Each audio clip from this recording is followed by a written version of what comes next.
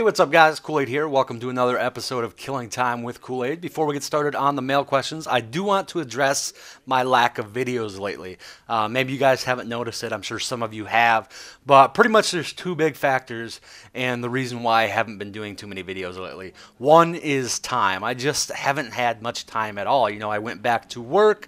Aside from that, the weather is like perfect right now in Wisconsin. This is my favorite time of year where it's not too cold. You know, it gets really cold here in the winter, and it's not too hot. I mean, Wisconsin gets incredibly annoyingly hot, just like most other states in the summer, you know, where you're facing 90+ degree temperature all the time. And it seems like it's been worse the last few years, or maybe I've just noticed it more since I've gotten a little bit older. But you know, that's one of the main factors why I haven't been putting out a lot of videos, just time. And, you know, I can always kind of squeeze time in or make time for videos, but the other big factor is that I've just been a little burnt out on Planetside 2, and it has nothing to do with any of the patches or any of the crashing or anything like that. It has nothing to do with what the game's evolved into at all. It all has to do with the fact that I've been playing this game for a year and a half, and if you've been with my channel for a while now, this isn't the first time I've had to take breaks. This is literally the longest I've ever played a game aside from World of Warcraft. And even when I played World of Warcraft, I took massive breaks. So I have to do that. I'm not somebody that can play the same game for years and years and years without taking these breaks. So I do apologize, and I know I said I had a lot of videos planned, and I still do, but because I'm not playing too much Planetside right now, I don't have all the footage I need for those videos, and again, the time factor comes in. I just don't have the time to make more than, say, a Killing Time with Koolaid and a weekly patch notes. And the Killing Time with Koolaid stuff, I mean, I have a bunch of footage right now, but it is just kind of random footage that doesn't really have anything to do with what I want to talk about for those tips and tricks type videos. So I have footage to keep doing Killing Time with Koolaid and weekly patch notes, but the more specific stuff that I like to talk about that I know you guys like from me that I wanted to get back into pretty heavily, I just don't have the footage for, and I probably won't for a little while. So you're going to continue to see kind of slower content on my channel for a little while. And I do really apologize for that. I feel like I'm letting you guys down, and I know you guys don't think that. I know every time I've talked or said anything like this before in the past, you guys are always cool with it and understanding, and I'm really glad for that, and I hope you guys feel the same way this time. But I mean, like I said, I'm super busy, and I need to take a little bit of a break, then playing some other games as well. So anyways, guys, let's jump into the mail questions, because I know that's why you guys watch this series. Oh, one more thing. I am going to be switching Killing Time with Koolaid to Thursdays instead of Fridays from now on. Just a less busier day for me. And that way, if I don't get it all done on Thursday, I'll still have some time on Friday to, you know, finish it up and get it out for you guys. And I do want to keep this a weekly series, of course.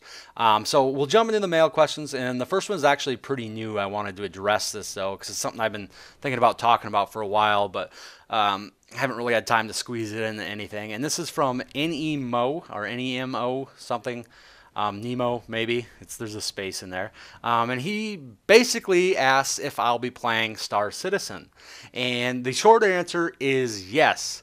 The long answer is hell yes. I have bought a starter pack. I actually bought it months ago. The reason I haven't been doing anything for it or talking about it at all is because it's probably 2 years away still. And I don't want to get myself all psyched up for a game and start doing videos and start taking time away from Planetside 2 videos for a game that's so far away. But I am extremely excited for this game, maybe more so than any other game I've ever seen. I love space games. I mean, I played Eve for a little bit, but the whole lack of dogfighting and, you know, that type of combat in Eve is what really drove me away from it. Every other aspect of Eve I absolutely loved, the whole sandbox style. And I know Star Citizen isn't going to be exactly like that, but it looks phenomenal. Everything about the game just looks incredibly awesome. And there's no question in my mind that I will be playing this game. In fact, when I built my last PC, one of the reasons I built it was to play Star Citizen, but I'm guessing by the time Star Citizen actually comes out, I'll probably build myself another PC. Even my outfit is already we're set up in Star Citizen, Planet Express crew. We're completely set up. We're recruiting. I'm not going to go into that right now. That is something I will go into in the future. But basically, I'm waiting a little more, or I'm waiting till there's more to the game rather than just walking around in the hangar and talking about the ships and stuff. I'll probably start posting up some videos once the dogfighting module does come out. So, short answer, yes, I will be playing Star Citizen. Next question is from Jaden Ransom, and he wants to know if I think Watterson and Mattherson should be merged. I actually play a lot on both those servers, as Watterson is my main server, and Mattherson is probably my main alt character server where I play VS and TR a lot. I don't think it's possible to merge them. It might be slow at night and on in the mornings and stuff like that, but during peak times, it's not slow at all, at least from what I've seen, and you have queues and stuff during alerts to get to other continents. And if you were to merge the two servers, it would be ridiculously overpopulated during those times. Now, it could probably work. You're just not going to have a lot of people being able to participate in alerts, especially those guys that don't have membership and don't have priority queuing.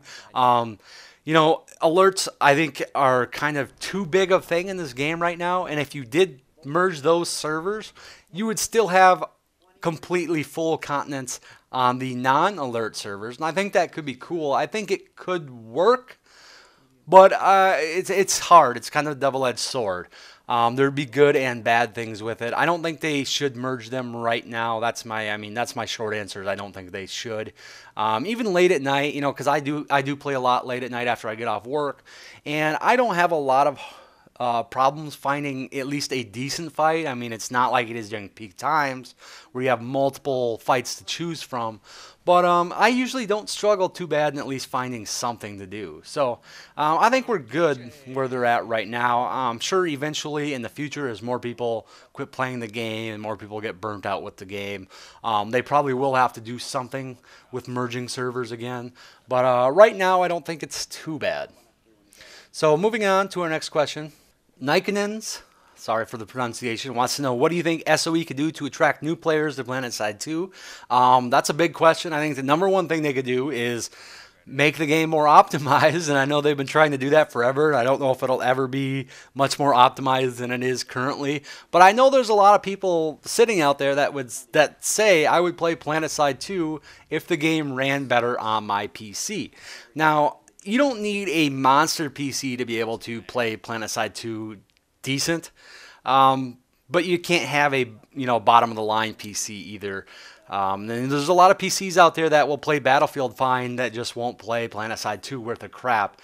And I don't know what else Sony can do. I don't know if they've kind of reached their limits as far as optimization. I don't know anything about that sort of thing. I'm not good at that sort of stuff. But I know that would attract new players.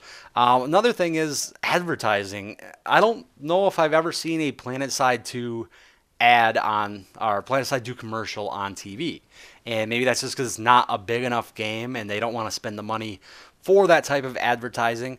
But it would definitely help. If you saw a game like Planetside 2 on a commercial and you'd never heard of it, and you're looking at the commercial and you're like, wow, this looks absolutely amazing, you would want to play it. And then also on the throw in the fact that it's free, that would make a crapload more people download the game. I don't know how many people I've talked to that ask me what I've been playing, and I say Planetside 2, and they're like, what is that?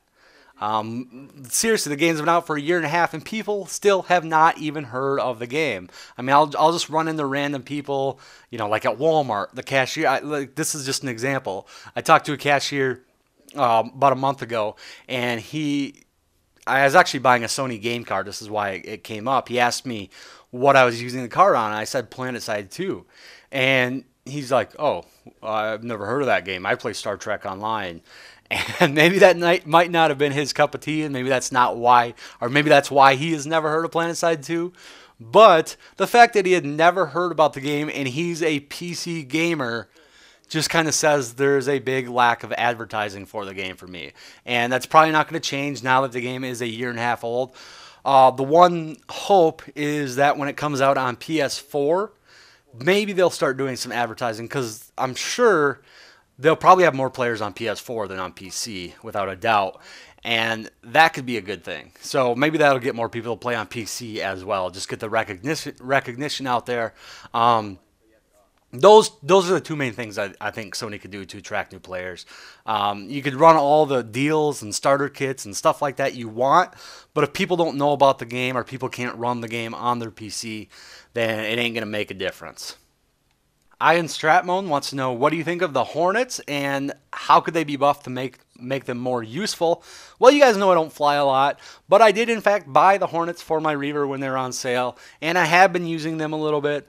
And again, I'm no expert. I don't have a lot of input, but I have been using them. And the one thing that I did notice is that they seem to have incredibly slow projectile speed.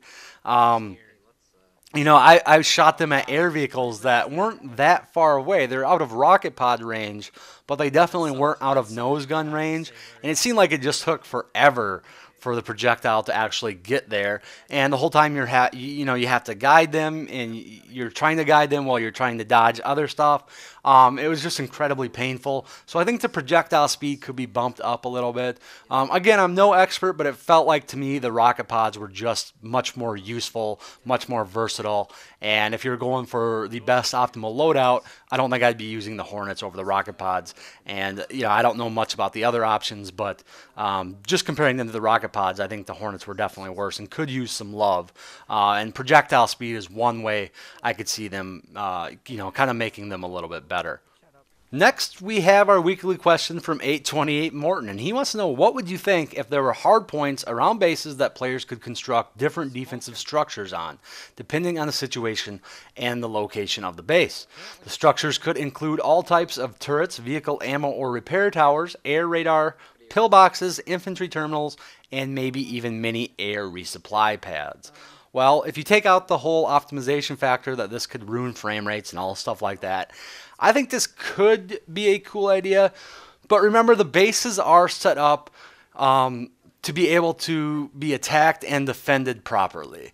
And if you start adding hard points for attacking teams, then that's going to throw that balance out of whack. And I know there are certain bases that are not completely balanced in that aspect, but this would make it harder to balance. That's where the main problem I would see something like this coming into play. One thing I kind of thought of that I think this would be kind of cool is for Sunderer defense. You now have more options where to park your Sunderer. Say you want to park it in a spot that can be defended more easily, which is pretty much the idea of parking your Sunderer. You can park it by, say, one of these infantry terminals or maybe a repair tower, and your Sunderer is going to be a lot better off. And as most of us know right now, good players can take out Sunderers with very little effort. I do it all the time. My outfit does it all the time. Even if you have one properly defended, you can still do it. But if you have it parked next to maybe a repair tower, that could give you the option to now run Mine Guard instead of Blockade Armor. And if somebody puts 2 C4 on there, it will automatically start to auto-repair next to that tower. And then the Light Assault might not be able to finish it off, especially if you have somebody manning the guns on your Sunderer. So possibilities like that I think would be cool, but it would all have to work in with the balance of the whole defense-offense aspect of the game. And I think that would be something that would be really hard to balance. I think they have a lot more pressing issues to work on.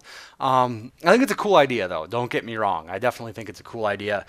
Something like this, I'm surprised isn't actually kind of already in the game, and I think that might have something to do with the whole optimization aspect of it. But I personally would like seeing something like this. You just have to keep the optimization, balance aspects of it in mind when you present something like this. And for our last question of the day, Zero Connor wants to know, would you consider doing a live stream to reach Battle Rank 100? Maybe start playing halfway through 99 and show the last few hours. And he also says confetti is optional. Actually, yes. You guys know I've talked about streaming in the past, and I don't stream. I have never streamed. It's something that I wanted to do, but I just can't come up with a normal schedule to do it, and the only times I would ever be able to stream is pretty much late at night, and it would be very sporadic. But for something like this where I could set a time where I knew I was going to be streaming and I could save that half a rank or whatever, this is a good idea. I actually am really glad you presented this to me, and it is something I will consider doing. If I do it, I will give you guys some advanced notice, so that way you guys can tune in if you want and you guys know about it, and I just don't end up you know, you guys the next day I'll end up telling you guys about it and you're like, oh, I know about that. But yeah, I mean, it'll be very basic if I do it. I don't have a face cam, a webcam, anything like that, so you guys aren't going to see me. And I don't have dual monitors set up, so it's going to be a little bit harder for me to like answer any questions or anything like that as you guys are viewing. But I do have my girlfriend's computer sitting right next to me. I can log her in on Twitch and do my best to answer questions while I'm playing. I'll have her help me out a little bit maybe. And I think this is a good idea. I think this is something that I will definitely try to do once the time comes. Now, it might not be for a little bit. I do think I'm rank 98, and for some players, that's like a day away from Battle Rank 100. But since I'm not playing that much right now, it might take me a few weeks, honestly. But like I said, I'll give you guys advance notice. It's not going to be anything special. And maybe you guys can have some cool suggestions for something for me to do when I finally get to that, 1 kill away from Battle Rank 100. So anyways, guys, I hope you enjoyed the video. I apologize again for the lack of videos on my channel. If you have any questions for me for Killing Time with Koolaid, send them to me via private message on YouTube. Title them as mailbag or something along those lines. And since this is technically last week's episode, I should still have one of these out Thursday for this week. So anyways, guys, that is all I have. As always, thanks for watching, and I will talk to you all later. Oh, God. Hit the sunny, for God's sake. Get it? I got 2 flak maxes. Well, that's not helpful. Good enough. That's not helpful. We're just gonna pick him up. And an infiltrator. Who's number 2? You can do it. Is that slugs? No, it's Koolaid. Koolaid, you lose your turn. Oh, never mind.